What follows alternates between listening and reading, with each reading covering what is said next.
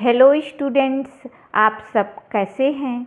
I hope आप सब बहुत ही अच्छे से होंगे और अपनी पढ़ाई का खास ख्याल भी रख रहे होंगे। नमस्कार, मेरे channel A to Z English grammar में आप सबका बहुत बहुत स्वागत है। आज का टॉपिक है prepositions. Prepositions part of speech का ही एक इम्पॉर्टेंट पार्ट है और सभी एग्जाम्स में पूछा जाने वाला मुख्य टॉपिक है।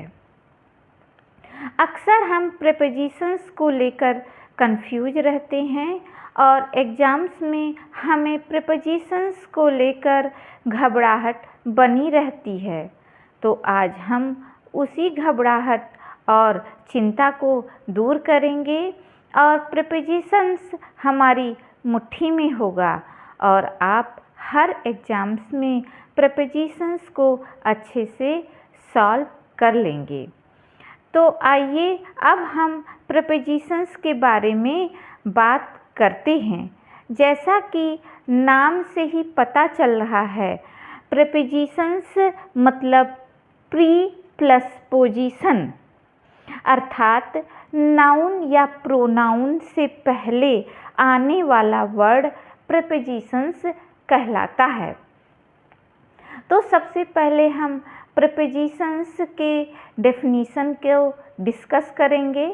प्रेपोजिशंस का डेफिनीशन है, a prepositions is a word placed before a noun और a pronoun to show its relation to some other word in the sentence।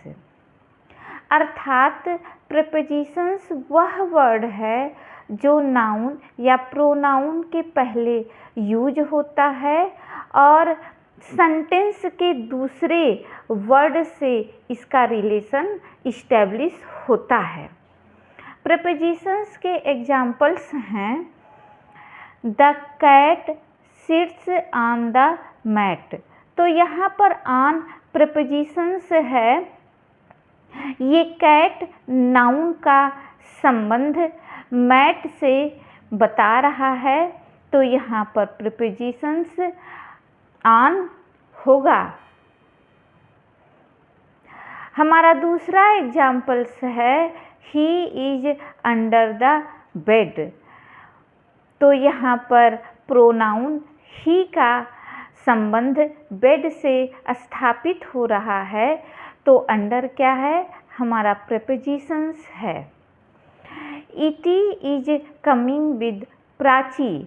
तो यहाँ पर विद क्या है, प्रेपोजिशंस है, क्योंकि ये इटी और प्राची के बीच में संबंध स्थापित कर रहा है कि इटी प्राची के साथ आ रही है। तो यहाँ पर हमारा विद क्या है, प्रेपोजिशंस है। आइए अब हम डिस्कस करते हैं काइंड्स ऑफ प्रेपोजिशंस के बारे में। मोटे मोटे तौर पर प्रेपोजिशंस को हम 5 भागों में बांटते हैं और हमारा पहला प्रेपोजिशंस है सिंपल प्रेपोजिशंस। इस तरह के प्रेपोजिशंस में केवल एक शब्द होता है, जैसे in, on, to, of, for, with, at, by, after, from, till, up, under. इसका एग्जाम्पल्स है, he is in the room. तो यहाँ पर इज इन हमारा प्रेपोजिशंस है और कौन सा प्रेपोजिशंस है, सिंपल प्रेपोजिशंस है, क्योंकि इसमें एक ही वर्ड है। शी केम टू मी, तो टू हमारा सिंपल प्रेपोजिशंस है। दे केम फ्रॉम आगरा, तो ये भी हमारा सिंपल प्रेपोजिशंस है। सेकेंड प्रेपोजिशंस है double prepositions. Double prepositions 2 simple prepositions को मिलाकर बनता है, जैसे from among, from under, from within, up to out of, into. इसका एग्जाम्पल्स है the dog appeared from behind the ball. तो यहाँ पर फ्रॉम क्या है, ये डबल प्रीपोजिशंस है। The cat fell into the well. तो यहाँ पर इनटू क्या है, ये डबल प्रीपोजिशंस है। हमारा थर्ड प्रीपोजिशंस है कंपाउंड प्रीपोजिशंस। कंपाउंड प्रीपोजिशंस क्या है? कंपाउंड प्रीपोजिशंस नाउन, एडजेक्टिव या एडवर्ब के साथ प्रीफिक्स की तरह यूज होने वाले प्रीपोजिशंस को हम कंपाउंड प्रीपोजिशंस कहते हैं। जैसे about, above, across, between, before, among, etcetera. इसका एग्जाम्पल्स है I am about to sleep. तो यहाँ पर अबाउट क्या होगा, कंपाउंड प्रीपोजिशंस होगा। फिर है Rita walked across the road. तो अक्रॉस क्या है, अक्रॉस हमारा कंपाउंड प्रीपोजिशंस है। फोर्थ प्रीपोजिशंस है पार्टिसिपल प्रीपोजिशंस। आईएनजी पर समाप्त होने वाले प्रीपोजिशंस ऐसे होते हैं और जब इनका यूज स्वतंत्र रूप से होता है तो ये पार्टिसिपल प्रीपोजिशंस कहलाते हैं। जैसे during, pending, concerning, regarding, touching, considering, saving, etcetera. Participle prepositions के एग्जाम्पल्स हैं considering the quality, the price is cheap. तो यहाँ पर कंसीडरिंग पार्टिसिपल प्रीपोजिशंस है। दूसरा है हमारा during the war everything was costly. तो यहाँ पर ड्यूरिंग हमारा पार्टिसिपल प्रीपोजिशंस है। फिर हमारा पांचवा प्रीपोजिशंस है प्रेज प्रीपोजिशंस। शब्दों का वह समूह जो एक प्रीपोजिशंस का भाव प्रकट करने के लिए यूज हो, जैसे by means of, in spite of, in place of, because of, in front of. इसका एग्जाम्पल्स है in spite of many efforts he failed. तो यहाँ पर इन स्पाइट ऑफ क्या है, प्रेज प्रीपोजिशंस है। फिर है हमारा second example Tom is standing in front of lion. तो यहाँ पर इन फ्रंट ऑफ क्या है, प्रेज प्रीपोजिशंस है। अब हमारा अगला टॉपिक है रिलेशंस एक्सप्रेस्ड बाई प्रीपोजिशंस। तो यहाँ हमने दो कॉलम बनाया है, एक है रिलेशंस का और हमारा सेकेंड कॉलम है प्रीपोजिशंस का। तो अब हम यहाँ पर डिस्कस करते हैं कि किस रिलेशन के लिए किस प्रीपोजिशंस का यूज होगा। तो सबसे पहला है प्लेस या पोजीशन के लिए। तो प्लेस और पोजीशन को एक्सप्रेस करने के लिए हम इस प्रीपोजिशंस का यूज करेंगे। ये प्रीपोजिशंस हैं at, about, above, across, against, among, before, behind, below, between, by, down, in, inside, near, of, on, over, under, upon, with and within. अब है टाइम। टाइम को शो करने के लिए हम कौन कौन सा प्रीपोजिशंस यूज करेंगे? At, after, before, by, during, from, for, in, on, since, till, until, within, throughout. Third है डायरेक्शन या मूवमेंट। तो इसके लिए हम at, away, from, across, down, for, from, into, of, over, out of, round to, towards, up जैसे prepositions का use करेंगे। Fourth है एजेंसी और इंस्ट्रूमेंट। इसके लिए हम कौन से प्रीपोजिशंस का यूज करेंगे? At, by, with, through, from का। फिर है मैनर और मीन्स। इसके लिए हम बाई, विद, थ्रू और फ्रॉम का यूज करेंगे। फिर है रीजन, पर्पज। इसके लिए हम for, from, of, through, to और विद का यूज करेंगे। फिर पोजीशन और रिलेशन के लिए हम ऑफ और विद जैसे प्रीपोजिशंस का हम यूज करेंगे। फिर है स्टैंडर्ड, रेट, वैल्यू और स्पीड। इसके लिए हम एट और बाई का यूज करेंगे। हमारा नेक्स्ट टॉपिक है some important prepositions and their usages. अब हम यहाँ इस पार्ट में अक्सर एग्जाम्स में आने वाले प्रीपोजिशंस के बारे में डिस्कस करेंगे और हम यह पता लगाएंगे कि कौन सा प्रीपोजिशंस कहाँ, कब और कैसे यूज होता है। तो आइए अब हम नंबर वाइज प्रीपोजिशंस को देखते हैं। तो हमारा पहला प्रीपोजिशंस है एट।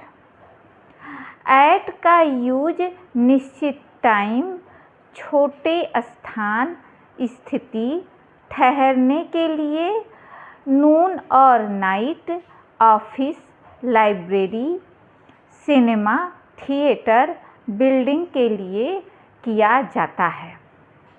एट का एग्जाम्पल्स है the train arrives at the time. तो यहाँ पर एट का यूज क्या निश्चित टाइम के लिए हो रहा है, एक सर्टेन टाइम है कि the train arrives at the time. तो यहाँ पर टाइम को इंडिकेट करने के लिए एट का यूज हुआ है। He lives at Ashok Vihar. तो ये कहता है, कहाँ दिखा रहा है? ये प्लेस को दिखा रहा है कि वो कहाँ रहता है, वो अशोक विहार में रहता है। तो अशोक विहार दिल्ली में एक छोटी सी जगह है। तो अशोक विहार से पहले हमने किसका यूज किया? एट का यूज किया। Dogs bark at night. तो हमने अभी यहाँ बताया है कि नून और नाइट के पहले एट प्रीपोजिशंस का यूज होता है। तो इस सेंटेंस में नाइट से पहले एट का यूज हुआ है। I shall stay at a hotel.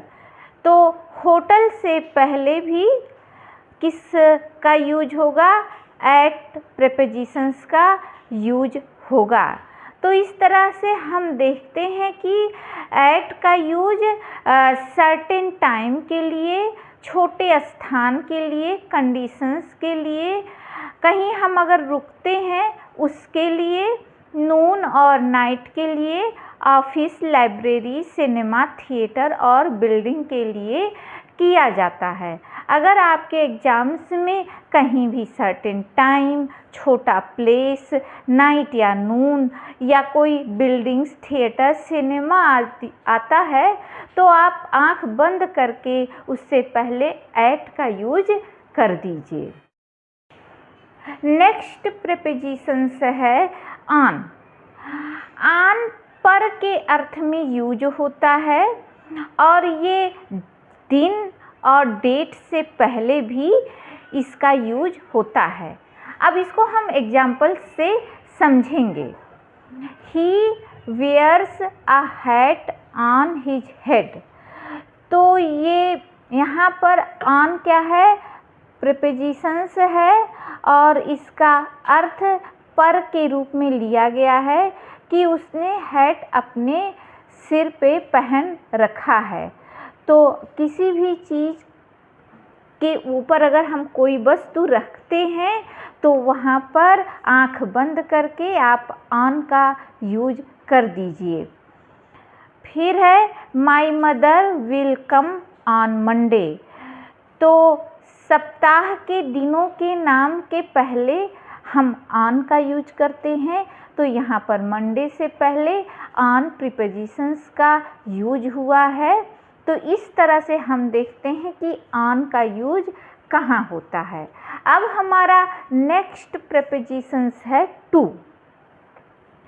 To को हम को के अर्थ में लेते हैं और घड़ी में समय बताने के लिए इनफाइनाइटिव में और तक के अर्थ में टू का यूज होता है।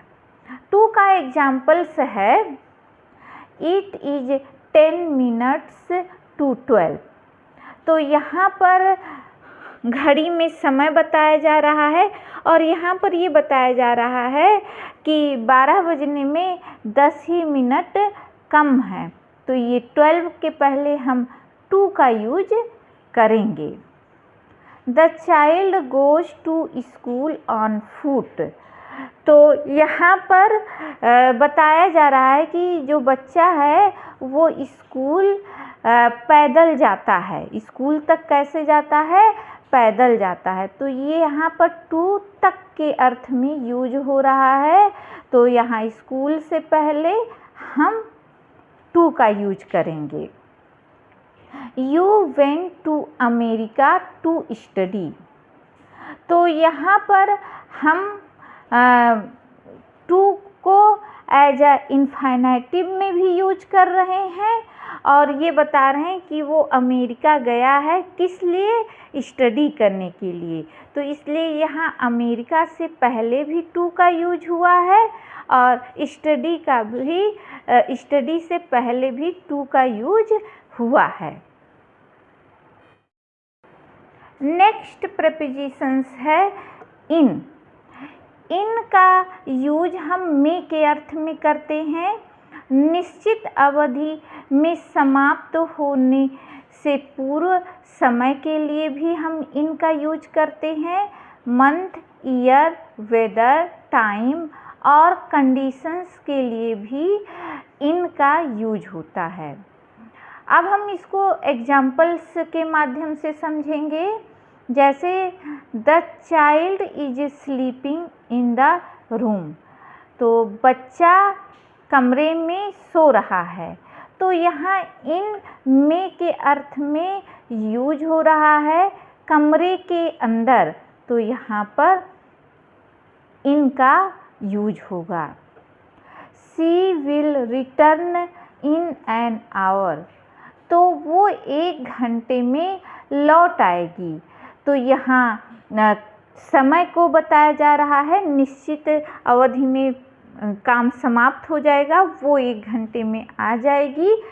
तो यहाँ पर इन प्रीपोजिशंस का यूज हुआ है। वंस वाज बॉर्न इन जून 2005। तो यहाँ पर ये बताया जा रहा है कि वंस जून 2005 में पैदा हुआ है। ये ईयर को बता रहा है, इसलिए यहाँ पर ईयर से पहले हम इन का यूज करेंगे। He will come in the morning. तो यहाँ पर टाइम बताया जा रहा है कि वो सुबह आया है, तो यहाँ पर मॉर्निंग से पहले इन प्रीपोजिशंस का यूज हुआ है। अब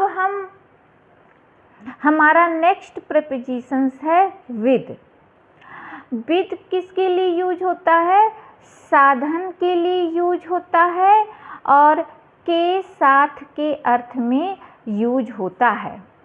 इसका एग्जाम्पल्स है I went to him with my uncle. तो यहाँ पर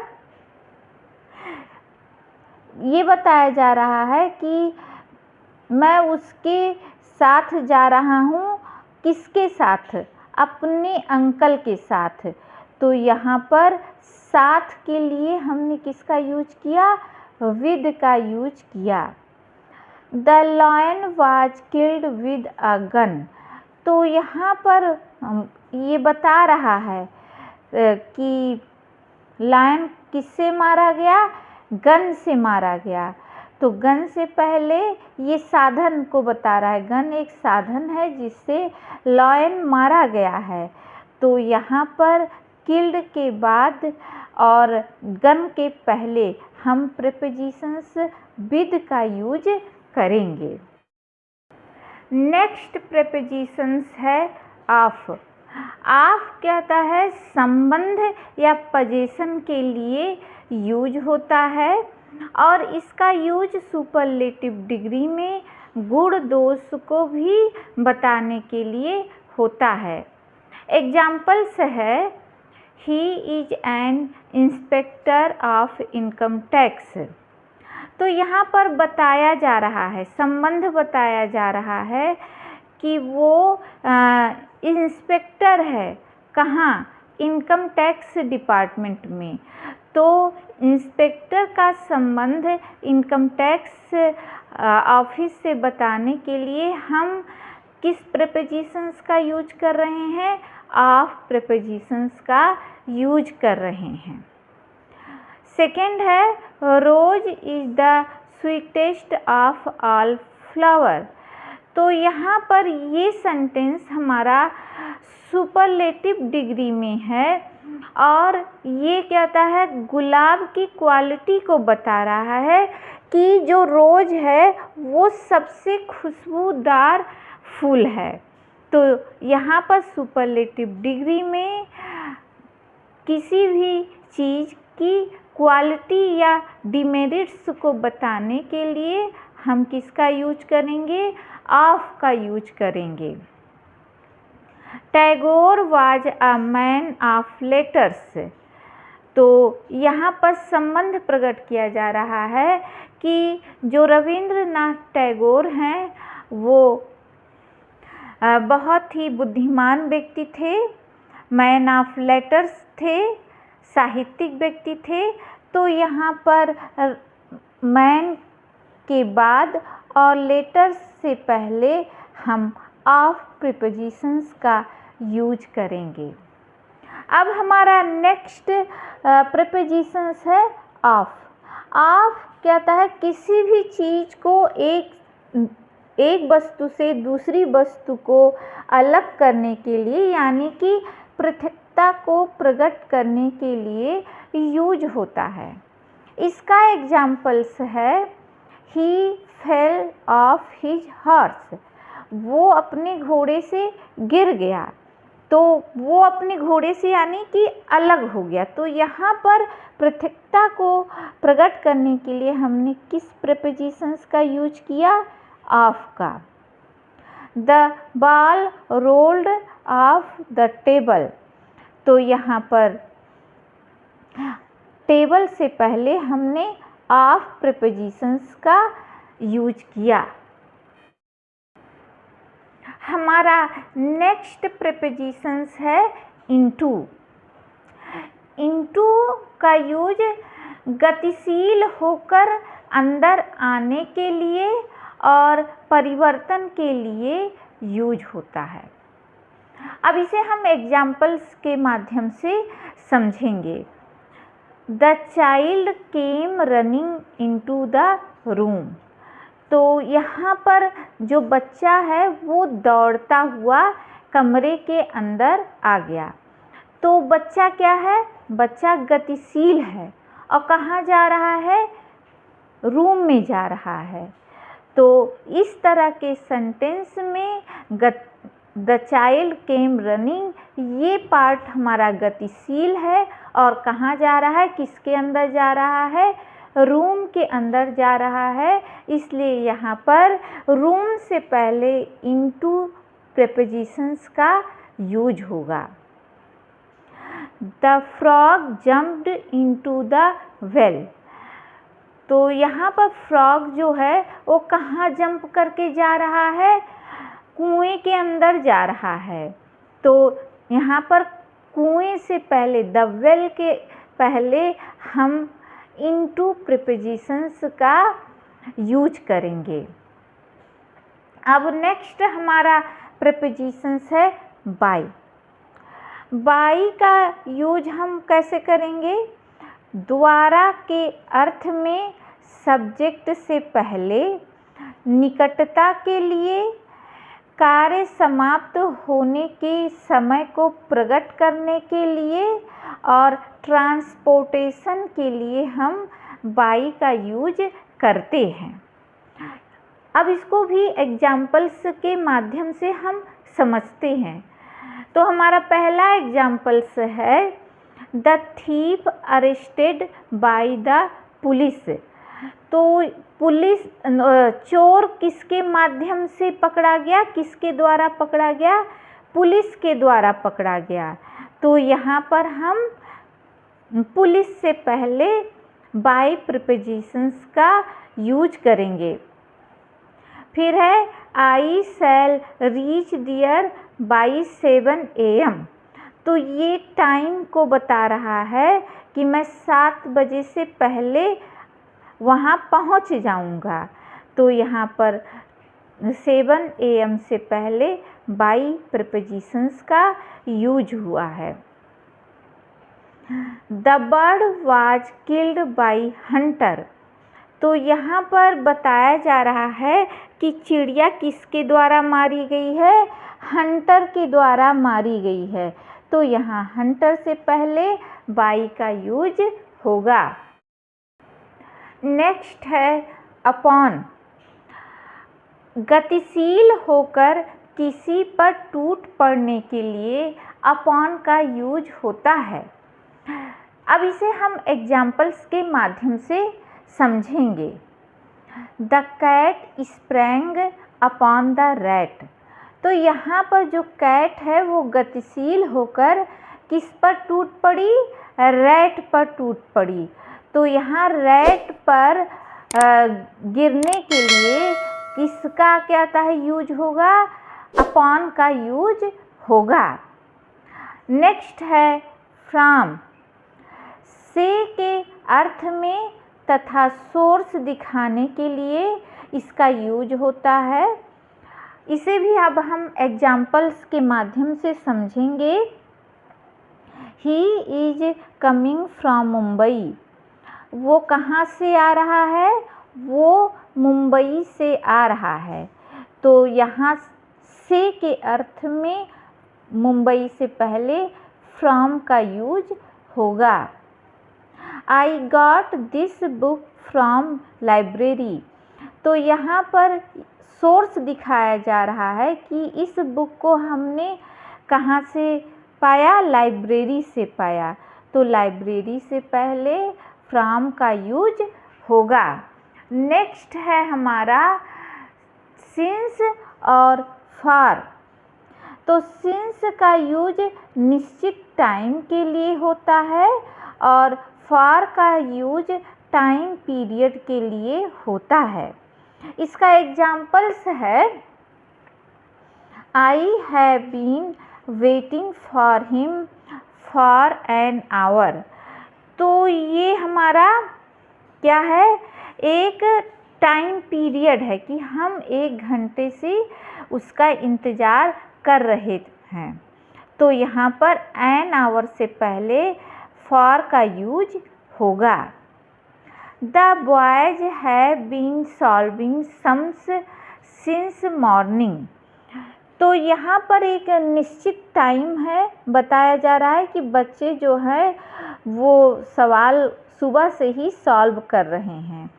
तो यहाँ पर मॉर्निंग से पहले सिंस का यूज होगा।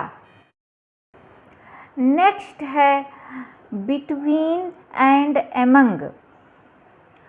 तो बिटवीन का यूज दो व्यक्तियों या वस्तुओं के लिए होता है और एमंग का यूज दो से अधिक व्यक्तियों या वस्तुओं के लिए होता है। इसको उदाहरण से हम समझते हैं कि कैसे क्या होता है। एग्जाम्पल्स है इसका, जैसे divide the apples between Rehan and Siya. तो यहाँ पर सेब है और ये कहा जा रहा है कि इसको रेहान और सिया के बीच में बांट दिया जाए। तो रेहान और सिया दो व्यक्ति हैं, तो यहाँ पर दो व्यक्तियों के बीच में किसी भी चीज़ को बांटने के लिए बिटवीन का यूज होता है। अब दूसरा हमारा है divide the apples among the boys. तो यहाँ पर क्या आता है, बॉयज हैं, कई बच्चे हैं। तो जब कई ढेर सारे लोग होते हैं 10, 20, 50, तो वहाँ पर किसका यूज होगा, एमंग का यूज होगा। नेक्स्ट हमारा है बिसाइड एंड बिसाइड्स। तो बिसाइड का अर्थ है पास के लिए और बिसाइड्स का अर्थ है के या अलावा। अब इसको एग्जाम्पल से हम समझते हैं, जैसे सिट बिसाइड मी। तो यहाँ पर हमारे पास बैठो, मेरे पास बैठो। तो साथ में बैठने के लिए हम किसका यूज करेंगे, बिसाइड का यूज करेंगे। अब इधर देखते हैं second examples. He knows English besides Hindi. तो वो हिंदी के अलावा इंग्लिश भी जानता है। तो यहाँ पर ये बताया जा रहा है कि हिंदी के साथ साथ वो इंग्लिश भी जानता है, इसलिए यहाँ पर बिसाइड्स का यूज हुआ है। तो इस तरह से बिसाइड साथ के लिए, पास के लिए यूज होगा और बिसाइड्स जो है वो अलावा या के लिए यूज होगा। तो इस तरीके से हमने आज आपको definition of prepositions, kinds of prepositions और सम इम्पॉर्टेंट प्रीपोजिशंस के बारे में डिटेल से बताया है। अब मैं ये आपसे उम्मीद रखती हूँ कि आपको ये प्रीपोजिशंस अच्छी तरह से समझ में आ गया होगा। एग्ज़ाम्स में मोस्टली यही प्रीपोजिशंस पूछे जाते हैं और अक्सर हम उनमें कंफ्यूज हो जाते हैं। तो आप सभी लोग मेरी इस वीडियोज़ के इम्पॉर्टेंट जगह पे स्क्रीनशॉट्स लेते चलिएगा और अच्छे से स्टडी करके समझ लीजिएगा। इससे आपको प्रीपोजिशंस का होल कॉन्सेप्ट समझ में आ जाएगा और आपके लिए प्रीपोजिशंस बहुत ही आसान हो जाएगा। तो उम्मीद करती हूँ कि आपको ये वीडियो बहुत ही पसंद आया है और अब प्रीपोजिशंस आपकी मुट्ठी में है। आप सभी से रिक्वेस्ट है मेरा कि आप सभी लोग मेरे वीडियोज़ को लाइक, सब्सक्राइब, शेयर और कमेंट ज़रूर कीजिए ताकि मैं आपके लिए अच्छे वीडियोज़ बनाती रहूं। पूरा वीडियो देखने के लिए आप सभी को बहुत बहुत धन्यवाद।